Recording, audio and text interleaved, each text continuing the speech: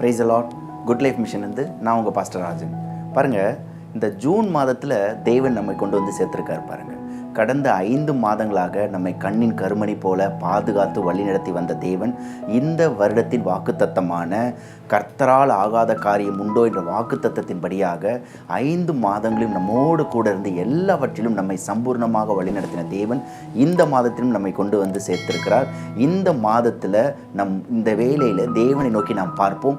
தேவன் இந்த மாதத்திலே நமக்கென்று பிரத்யேகமாக எந்த விதமான வாக்குத்தத்தங்களை தருகிறார் என்பதை நாம் பார்ப்போம். 2 கொரிந்தியர் 9ஆம் அதிகாரம் 8ஆம் வசனத்தின்படியாக இந்த வார்த்தையை நம்ம பார்ப்போம். பாருங்க, மேலும் நீங்கள் எல்லாவற்றிலும் எப்பொழுதும் சம்பூர்ணம் உள்ளவர்களாயும் சகலவித நற்கிரியிலும் பெருகிறவர்களாயும் இருக்கும்படியாக தேவன் உங்களிடத்தில் சகலவித கிருபைகளையும் பெருக செய்ய வல்லவராயிருக்கிறார். இந்த மாதத்தில் நமக்கு தேவன் கொடுத்திருக்கிறதான வாக்குத்தத்தம், தேவன் உங்களிடத்தில் சகலவித கிருபைகளையும் பெருக செய்ய வல்லவராயிருக்கிறார். தேவன் நம்மிடத்தில் அவருடைய கிருபையை பெருக செய்ய வல்லவராக இருக்கிறார். ஹல்லேலூயா. இந்த வார்த்தையை கொண்டு நாம் இந்த வசனத்தை நாம் ஆராய்ந்து பார்ப்போம். இந்த கிருபையை பற்றி பார்க்கறதுக்கு முன்னாடி பாருங்கள், இந்த பைபிளில் வந்து பார்த்தீங்கன்னா Bible is the dictionary for Bible. நம்ம பைபிளில் ஒரு வார்த்தையை நம்ம டிக்ஷனரியை தேடணும் அப்படின்னு சொன்னால் நம்ம வெப்ஸ்டர் டிக்ஷனரிலையோ இல்லை ஆக்ஸ்போர்ட் டிக்ஷனரிலையோ இல்லை கேம்பிரிட்ஜ் டிக்ஷனரிலையோ தேட வேண்டாம். பைபிள்லேயே அந்த வார்த்தைக்கு உண்டான அர்த்தங்கள் நிறையா இருக்குது. பாருங்கள், இப்போது நம்ம இந்த வார்த்தையில் தேவன் சகலவித கிருபையையும் பெருக செய்ய வல்லவராக இருக்கிறார். அப்போ கிருபையை நம்ம இடத்துல பெருக செய்ய வல்லவராக இருக்கிறார்.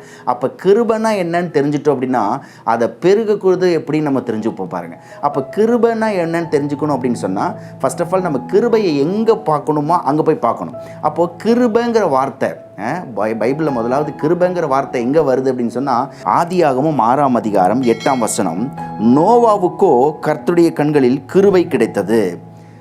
இந்த வசனத்தில் பாருங்கள், நோவாவுக்கோ கர்த்தருடைய கண்களில் கிருபை கிடைத்தது. நோவாவின் வம்ச வரலாறு, நோவா தன் காலத்தில் இருந்தவர்களுக்குள்ளே நீதிமானும் உத்தமனுமாயிருந்தான். நோவாவுக்கோ கர்த்தருடைய கண்களில் கிருபை கிடைத்தது. நோவா தன் காலத்தில் இருந்தவனில் நீதிமானும் உத்தமனுமாக இருந்தான்னு வேதத்தில் சொல்லப்பட்டிருக்கு.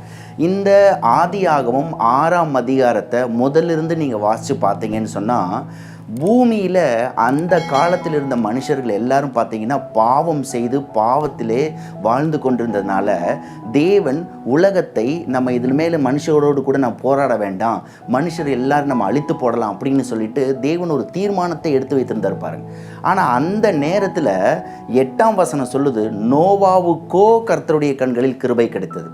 தமிழில் எப்படி போட்டிருக்குன்னா நோவாவுக்கோ கர்த்தருடைய கண்களில் கிருபை கிடைத்ததுன்னு போட்டிருக்கு. இங்கிலீஷில் எப்படி வந்திருக்குன்னா, but Noah found grace in the eyes of the Lord. என்ன மாதிரியான வார்த்தை வந்திருக்குன்னா, நோவா கண்டுபிடிச்சிட்டான் கர்த்தருடைய கண்களில் கிருபை இருக்குன்னு கண்டுபிடிச்சிட்டான். நோவா கண்டுபிடிச்சிட்டான் கர்த்தர் கிருபையுள்ளவர்னு கண்டுபிடிச்சிட்டான். நோவா எப்போ கர்த்தர் கிருபையுள்ளவர், அவர் கிருபையினால் நிறைந்தவர், அவர் கிருபத்தில் ஐஸ்வர்யராக இருக்கிறார்னு கண்டுபிடிச்சானோ அப்போவே அவனுடைய ஜீனியாலஜி மாறிடுச்சு. பாருங்க, அப்போவே அவனுடைய ஜெனரேஷனே மாறிடுச்சு. பாருங்கள், நோவாவுக்கு காலத்தில் முன்னாடி இருந்த முன்னோர்கள், அவனுக்கு முன்னாடி இருந்தவங்க எல்லாம் பார்த்திங்கன்னா பாவத்தில் இருந்து பாவம் செய்து கொண்டு இருந்தாங்க. அந்த காலத்தில் இந்த மக்கள் எல்லாம் அப்படி இருந்தாங்க. ஆனால் நோவா எப்போ கர்த்தர் கிருபையுள்ளவர் கிருபையாக இருக்கிறார்னு கண்டுபிடிச்சானோ அப்போ அடுத்த வசனம் போடுது, நோவாவோ நீதிமானும் உத்தமனுமாக இருந்தான். இப்போ பாருங்கள், நோவா முதல்ல நீதிமானும் உத்தமனுமாக இல்லை, கிருபை வந்ததுக்கு அப்புறம்தான் அவன் நீதிமானும் உத்தமனுமாக இருக்கிறான். பாருங்கள், அப்போது 2 கொரிந்தியர் 9ஆம் அதிகாரம் 8ஆம் வசனத்தின்படியாக தேவன் நம்மிடத்தில் சகலவித கிருபைகளை பெருக செய்ய வல்லவராக இருக்கிறார்னா, கிருபை தேவன் கிருபை உள்ளவராக இருக்கிறார் நம்ம கண்டுபிடிக்கிறது தான் பெரிய விஷயமா இருக்குது. பாரு, நம்ம வாழ்க்கையில் நாம் பண்ண வேண்டிய மிக முக்கியமான காரியங்களில் ஒன்று என்னென்னா, கர்த்தர் கிருபையுள்ளவர், கிருபையில் ஐஸ்வர்யம் உள்ளவராக இருக்கிறார், அவருடைய கிருபை என்னை சூழ்ந்து கொள்ளுங்கிறத நாம் கண்டுபிடிக்கிறது தான் நம்மளுடைய சாப்டரே மாறப்போகுது. பாருங்கள், இந்த லீகே மாறப்போகுது இல்லையா? We are the game changer. கேமை அப்படியே நம்ம சேஞ்ச் பண்ண போகிறோம். எப்படின்னு சொன்னால், கர்த்தருடைய கிருபையில் நின்று நாம் கேம் சேஞ்ச் பண்ண. பாருங்கள், நோவாவை பார்த்தீங்க அப்படின்னு சொன்னால் அந்த காலத்தில் இருந்த மனுக்கெல்லாம் பார்த்தீங்கன்னா அவனும் ஒரு அநீதியாக இருந்தான். ஆனால் கிருபை வந்ததுக்கப்புறம் பார்த்தீங்கன்னா அவன் நீதிமானாக மாறிட்டான். பாருங்கள், ஆதியாகமம் 6ஆம் அதிகாரம் 18ஆம் வசனத்தை பார்க்கும்போது, ஆனாலும் உன்னுடனே என் உடன்படிக்கையை ஏற்படுத்துவேன், நீயும் உன்னோடு கூட உன் குமாரரும் உன் மனைவியும் உன் குமாரரின் மனைவிகளும் பேழைக்குள் பிரவேசியுங்கள். கிருபை ஒரு மனுஷனுக்குள்ளே வந்துருச்சு அப்படின்னு சொன்னால் கர்த்தர் அவனோடு கூட ஒரு உடன்படிக்கையை ஏற்படுத்துகிறார் பாருங்கள். நோவாவோடு கூட ஒரு உடன்படிக்கையை ஏற்படுத்தின தேவன் இன்றைக்கு இந்த நிகழ்ச்சியை பார்த்து கொண்டிருக்கிற உங்களோடு கூட என்னோடு கூடவும் ஒரு உடன்படிக்கை ஏற்படுத்த வல்லவராக இருக்கிறார். அல்லேலூயா. பாருங்கள், தேவன் நோவாவோடு கூட ஒரு உடன்படிக்கையை ஏற்படுத்தியிருந்தார். ஆமீன். ஆதியாகமம் 9ஆம் அதிகாரம் 1ஆம் வசனத்தில், பின்பு தேவன் நோவாவையும் அவன் குமாரரையும் ஆசீர்வதித்து, நீங்கள் பலுகி பெருகி பூமியை நிரப்புங்கள். பாருங்கள், முதலாவது ஆதியாகமம் 6ஆம் அதிகாரத்தில் நோவா கிருபைனா என்னன்னு கண்டுபிடிக்கிறான். கர்த்தர் கிருபை உள்ளவர்ங்கிறத கண்டுபிடிக்கிறான். அதே அதிகாரத்தில் ஆண்டவர் சொல்கிறாரு, உன்னோடு கூட நான் ஒரு உடன்படிக்கையை ஏற்படுத்துவேன்னு சொல்கிறாரு. 9ஆம் அதிகாரத்தில் ஆரம்பிக்கும் போதே ஆண்டவர் சொல்கிறாரு, உன்னையும் உன் பிள்ளைகள் எல்லாவற்றையும் நான் ஆசீர்வதிப்பேன்றாரு. 9ஆம் அதிகாரம் 28, 29 வசனத்தை வாசிக்கும்போது, ஜல பிரயாணத்துக்கு பின்பு நோவா 350 வருஷம் உயிரோடு இருந்தான்.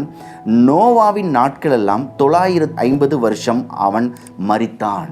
பாருங்க, அவன் 950 வருஷம் உயிரோடு இருந்து அப்புறம் மரித்து போனான்னு வேதத்தில் போட்டிருக்கு. இதை ஏன் இந்த இடத்துல நான் மறுபடியும் சொல்கிறேன் அப்படின்னு சொன்னால், மறுபடியும் நம்ம ஆதியாகமம் 6ஆம் அதிகாரத்துக்கு நம்ம போய் பார்க்கும்போது பார்த்தீங்க அப்படின்னு சொன்னால், 3ஆம் வசனத்தில், அப்பொழுது கர்த்தரை நாவி என்றென்றைக்கும் மனுஷரோட போராடுவதில்லை, அவன் மாம்சந்தானே, அவன் இருக்க போகிற நாட்கள் 120 வருஷம்.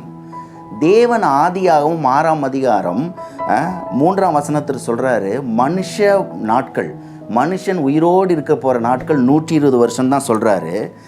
ஆனால் இந்த நோவா அதே 6ஆம் அதிகாரத்தில் கர்த்தர் கிருபையுள்ளவர்னு கண்டுபிடிச்சிட்டான்.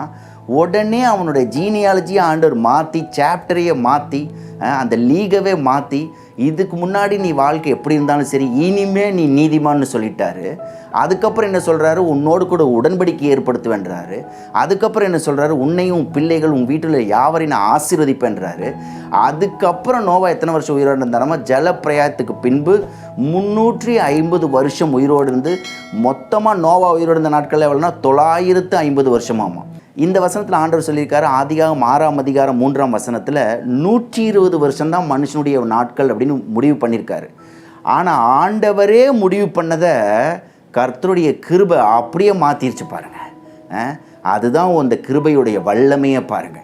கர்த்தர் கிருபையுள்ளவர், கர்த்தர் நல்லவர், அவர் கிருபையின் ஐஸ்வர்யம் நமக்கு போதும், கர்த்தர் கிருபையிலே நித்திய சம்பூர்ணமாக இருக்கிறார், அவர் கிருபையின் மேல் கிருபை எனக்குள் பெருக செய்ய வல்லவராக இருக்கிறார்னு நோவா தெரிஞ்சிட்டான். நோவாவுடைய வாழ்நாட்கள் எல்லாம் ஆண்டவர் மாற்றிட்டார் பாருங்க. இதை பார்த்து கொண்டு இருக்கிற உங்களையும் ஆண்டவர் அளவில்லாமல் ஆசீர்வதிக்க போகிறார். 2 கொரிந்தியர் 9ஆம் அதிகாரம் 8ஆம் வசனத்திலே தேவன் சொல்கிறாரு, தேவன் நம்மிடத்தில் சகலவித கிருபைகளையும் பெருக செய்ய வல்லவராக இருக்கிறார். ஆமேன். இந்த ஜூன் மாதத்தில் தேவன் உங்களிடத்திலும் என்னிடத்திலும் சகலவித கிருபைகளையும் பெருக செய்ய வல்லவராக இருக்கிறார். அல்லேலூயா. அன்றைக்கு நோவா கண்டுபிடித்தது ஒன்றே ஒன்று, என்னென்னா, கர்த்தர் நல்லவர், அவர் கண்களில் கிருபை இருக்குது, அவர் கிருபையில் ஐஸ்வர்யம் உள்ளவராக இருக்கிறார், அவர் கிருபை என் மேலே அதிகமாக வரப்போகுது அப்படின்னு அவன் கண்டுபிடிச்சான் பாருங்க. உடனே ஆண்டவர் என்ன சொன்னார்னா, நோவாவோ அவன் காலத்தில் இருந்தவர்கள் உத்தமனும் நீதிமானுமாக இருந்தான். நம்ம வாழ்க்கையில் கிருபை வந்துருச்சுன்னு சொன்னால், நம்ம பாவமான வாழ்க்கையெல்லாம் விட்டு பரிசுத்தமான வாழ்க்கை, சந்தோஷமான வாழ்க்கை, சமாதானமான வாழ்க்கை, நீதி உள்ள வாழ்க்கை நாம் வாழுவோம். ஏன்னு சொன்னால், நீதி உள்ள தேவன் எனக்குள்ளாக வாசம் செய்கிறவராக இருக்கிறார். நீதி உள்ள தேவன் உங்களுக்குள்ளாய் வாசம் செய்கிறவராக இருக்கிறார். பரிசுத்த தேவன் நமக்குள்ளாக வரும்போது நம்முடைய வாழ்வும் பரிசுத்தமாய் மாறுது பாருங்க. உத்தமமுள்ள தேவன் நமக்குள்ள வரும்போது நம்முடைய வாழ்வும் உத்தமமாய் மாறுது பாருங்க. இதைத்தான் பவுல் அப்போஸ்தலன் 2 கொரிந்தியர் 9ஆம் அதிகாரம் 8ஆம் வசனத்தில் சொல்றாரு, தேவன் உங்களுக்குள்ளே சகலவித கிருபைகளையும் பெருக செய்ய வல்லவராக இருக்கிறார். இந்த ஜூன் மாதத்திலிருந்து we are abounding by the grace of God. ஆமென். நம்ம நிறைய கிரேஸை கேள்விப்பட்டிருக்கிறோம் இல்லையா? Hyper grace, amazing grace, awesome grace. இந்த மாதத்தில் பார்த்தீங்கன்னா abounding by the grace of God. கிரேஸில் நம்ம எல்லாருமே சூழ்ந்து கொள்ள போகிறோம். கர்த்தருடைய கிருபை நம்மோடு கூட சூழ்ந்து கொள்ள போகிறது. கர்த்தர் நல்லவர். இந்த மாதத்தின் வாக்குத்தத்தத்தின்படியாக தேவன் உங்களிடத்திலும் என்னிடத்திலும் சகலவித கிருபைகளையும் பெருக செய்ய வல்லவராக இருக்கிறார். அந்த கிருபையை கொண்டு நாம் கிருபை மேல் கிருபையிலே வெற்றி மேல் வெற்றியடைய தேவன் உங்களை ஆசீர்வதிப்பாராக. என்னோடு கூட சேர்ந்து நீங்கள் ஜெபிக்கிறீங்களா?